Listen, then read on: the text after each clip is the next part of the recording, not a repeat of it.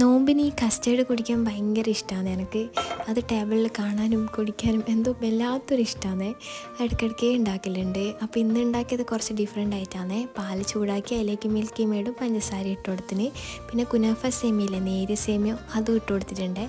എന്നിട്ട് ഇതാ കസ്റ്റേർഡ് കലക്കി ഒഴിച്ച് കൊടുത്തിട്ട് നല്ലേക്കൊന്ന് കുറുക്കി എടുത്തിട്ടുണ്ട്. ഇനി വേണ്ടത് ചുവരില്ലേ, അതൊന്ന് കുതിർത്ത് വെച്ചിട്ട് ഇതേപോലെ ഒന്ന് വേവിച്ചെടുക്കുന്നുണ്ട്. അതൊന്ന് കുതിരാൻ വെച്ചാൽ നല്ലേക്കൊന്ന് വേഗം വെന്ത് കിട്ടും. അത് കുറച്ച് വേവുണ്ടല്ലോ. എന്നിട്ട് ഇതാ അതൊരു അരിപ്പയിലിട്ടിട്ട് അതിൻ്റെ വെള്ളമൊക്കെ കളഞ്ഞിട്ട് ഇതിലേക്ക് ചേർത്ത് കൊടുക്കുക.